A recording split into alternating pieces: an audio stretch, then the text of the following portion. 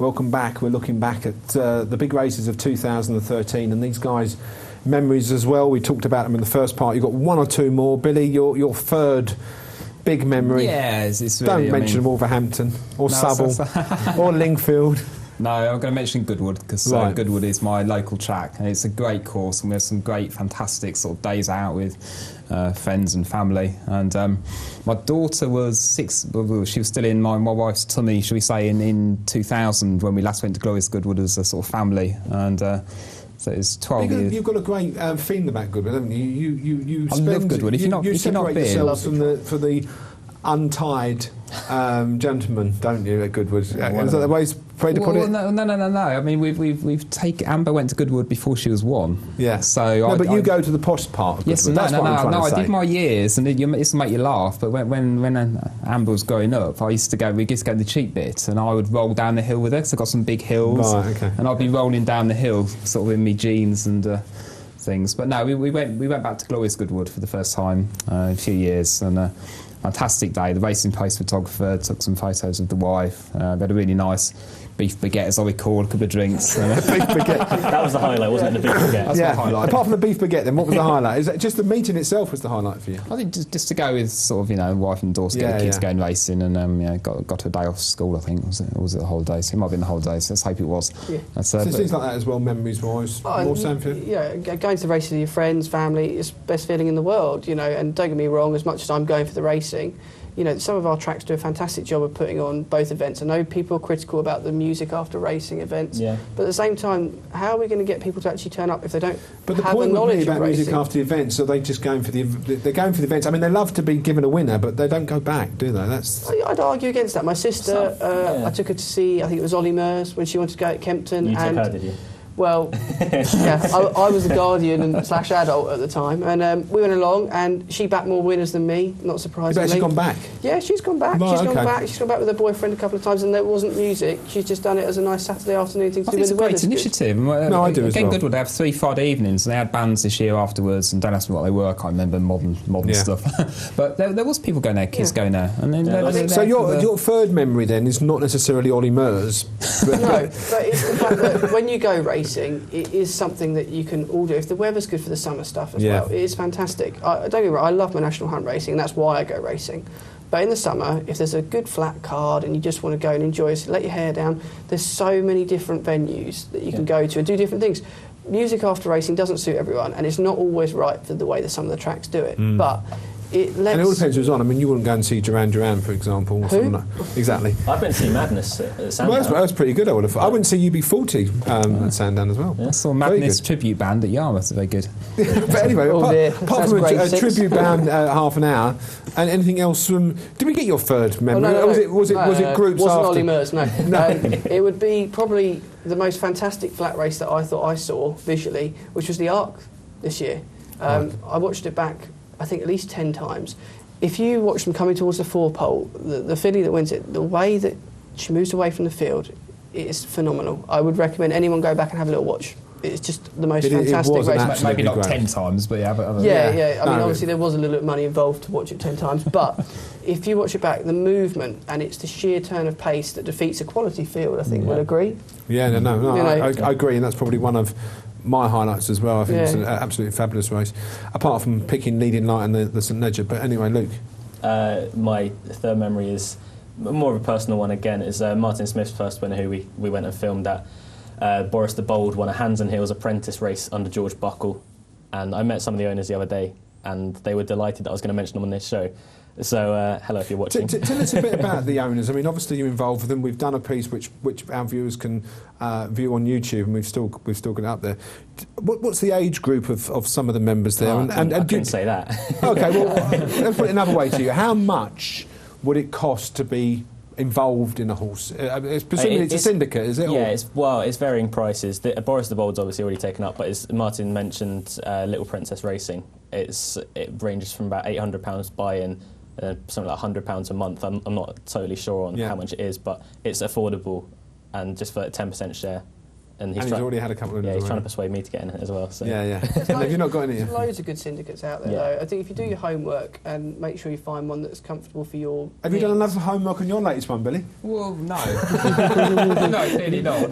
No. Let's not talk about that. But no, it's a good point. It is a good idea to get involved in a syndicate. Get a bit of an ownership thing going. I mean, I know we're doing a review of the year, but it is important for anyone watching this that part and parcel of racing is not only the enjoyment that everyone gets, like you said about the band side and having a good drink and whatever, but ultimately these small trainers, and there's no denying that Martin is a small trainer, they need money and they need backing, and in return of that you do get the days out at meetings and you do get an opportunity to go and visit your horses. I was at Lingfield with Martin and the owners, I said the other day, and they had a horse running that was 25 to 1 and fairly unconsidered, but that came second, and the screaming that went up when they thought he had a chance turning for home was like, it makes you really feel how much passion goes into the horses and how much into the racing and as a whole. It's just completely different to what you see on TV. And I think there should be a lot more of that, because like you all three of you on the panel, you've all got an involvement financially with the horse, but I suppose ultimately, and I've had a few horses, it's not really the financial aspect, Billy, is it? When it comes to owning them. You're not going to make any money. You've got to go in with that thinking, I'm going to lose my money, but I'm going to have a good time. And if you get involved with particularly if you get involved with a smaller yard, you do get the ownership.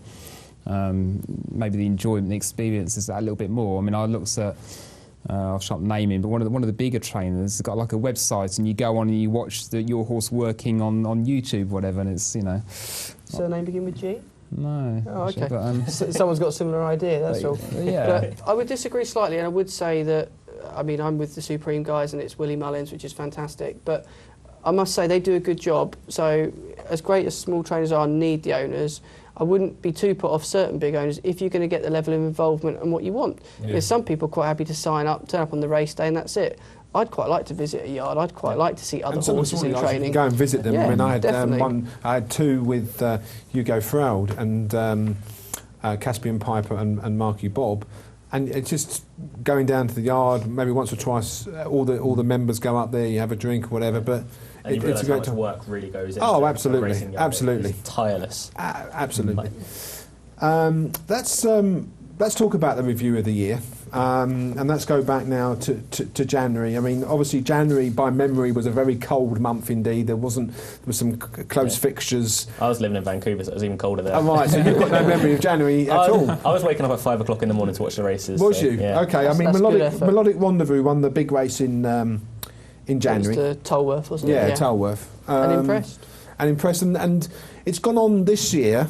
Early on this year, it was January, but obviously when the jump season started, looked impressive. But are we now sort of having second thoughts after its latest run? I never really. I know you're different to me, but I never really thought it was a champion hurdle contender to start with. I think it's a good horse, but I don't think it's much better than that. And Far West is not. Is it Far West? Yeah. Well, Far West was in the race, but Far West he beat in second. It hasn't held up the front. No, but I mean, it's very hard. I mean, in my head, there's not many horses that I'd put in that very, very good horse category. Melodic's definitely in the good horse category, and will land another prize, I'd imagine. I think this more year. of the fences Next year coming. Yeah. I think it was so impressive on that day was that he was carrying top weight and they didn't expect it. Billy? Yeah, I probably share Luke's opinion. It's a good horse. It's not a champion hurdler. I'll take it or leave it. I'm not a big thinker of what's this horse going to do in a year's time. Let's sort of watch and see and take a view as I go. Yeah.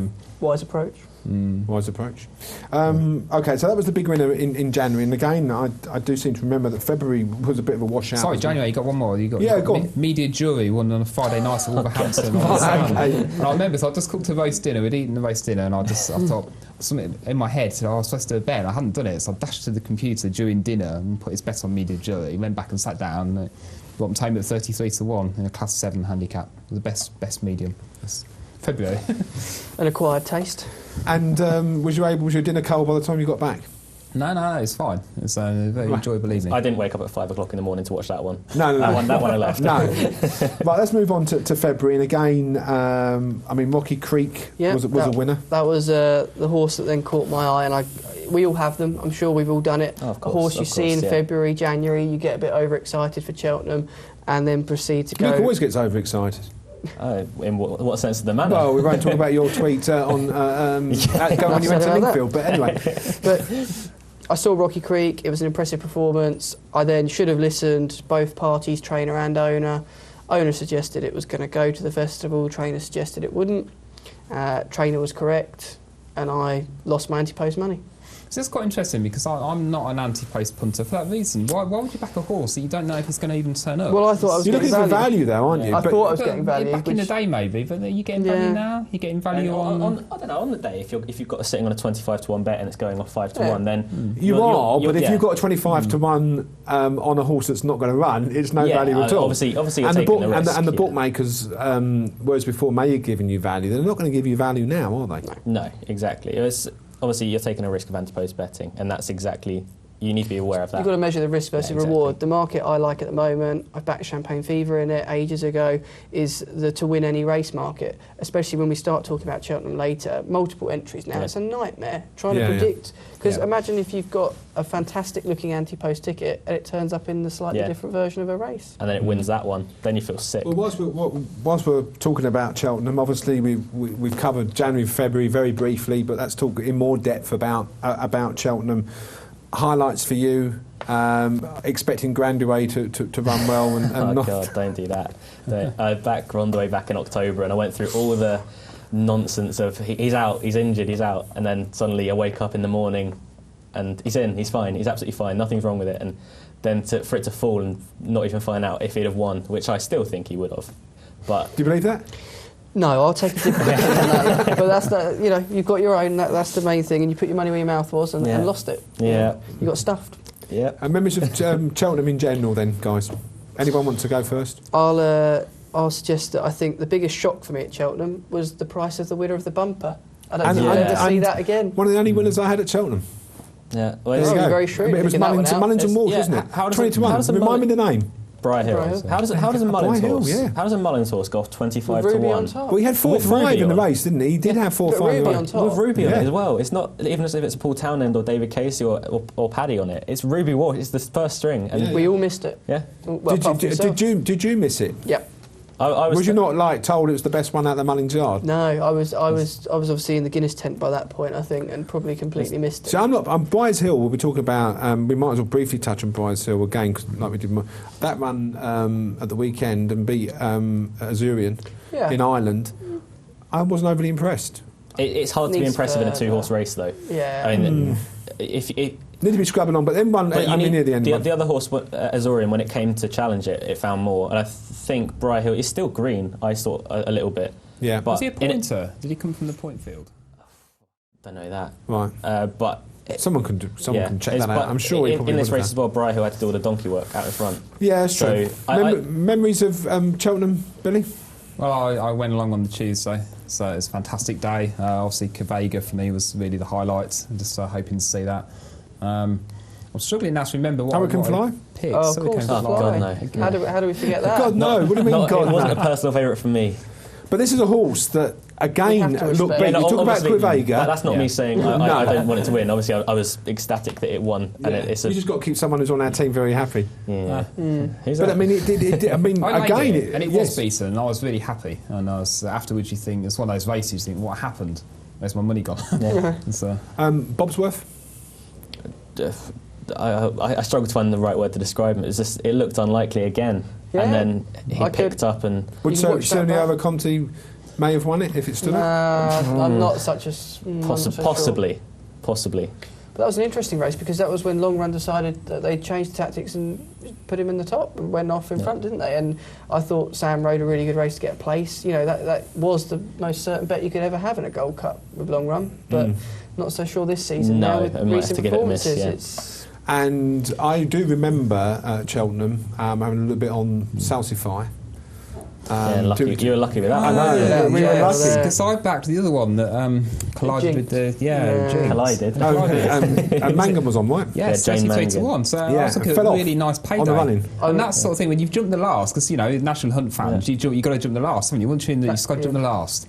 Yes, and then it was home, and the money again. Where's the money gone? It's just like I was stood down in club where it happened, and it whizzed past, and then suddenly gasps. Where's Jane Mangan gone? Yeah, it was audible gasps from. Obviously, everyone was cheering because they were obviously Salsify. A lot of people were on Salsify that day, But if it had been the other way around, I think everyone, apart from Billy, of course, who was on the horse that jumped the last perfectly, and Sandy, I think, and fell off. Yeah. I think my best memory for Cheltenham this season was Al Connor winning the Triumph. You'll never see a horse win a Triumph as well as that. Like, turning for home, it was all over. And the Triumph hurdles aren't won by that point. Triumph hurdles, you have to run to the line. He decimated them. I mean, Brian Cooper just looked round there, didn't he? And I imagine, I want to know what's going through his head. Like, where is everyone? Obviously, the World Hurdle, we missed the favourite. Big Bucks. But the winner there, Solwit. It's, I had £5 on it, a huge £5. Right. A winning £5. Yeah, I was stood with a bunch of Irish lads, so it was made even better with Solwit, bit, obviously from Ireland, but I imagine you weren't too happy about that. Yeah, you weren't stood near me cursing. On reflection, I was still quite pleased with what I picked up, to be honest. But a 50-1 shot, and I believe that's the race that Celestial Halo has been targeting. And very quickly, for people that haven't been to Cheltenham, I mean, a lot of people viewing this would be, what is it about Cheltenham that makes it so magical? The way I explain it to my friends is that I can't explain it. You have to go and experience it for yourself. I've been, as Chelsea season ticket holder, I've been to see Barcelona versus Chelsea in atmosphere there, and nothing comes close to Cheltenham in my books. I've been to American sports, English sports, and nothing comes close to the raw. Sam? I'd just say it's the fun of it all. Everybody there will have a good time. It's very rare you go to any event with large groups of people and people will talk to you, people will share opinions, they'll laugh, they'll joke, you'll get the bus from the station with everybody, you'll go back into town, and everybody is just happy to be there and will share stories. It's just like everyone knows everyone. Billy, very quickly before taking I think when I first went, it's only recent years I've started going, so I was a bit too busy. When I first walked in, I just my legs were like jelly, and it's just I couldn't explain it. But there's that feeling, I'm at Cheltenham, and it's just an amazing feeling that washed over you, and it's a fantastic experience. Legs like jelly. It's like jelly. Legs like jelly, Billy. I mean, I must admit, the first time I went to Cheltenham, I wasn't keen on going back, because that's probably because I spent most of the time in the bar, and I could have gone to my local pub and watched Cheltenham. But there you go. Fantastic, fantastic atmosphere. After this very short break, we'll be taking a look back at April and then ongoing. Obviously, that included the Grand National. Take a look at Ascot as well. Join us after this very short break.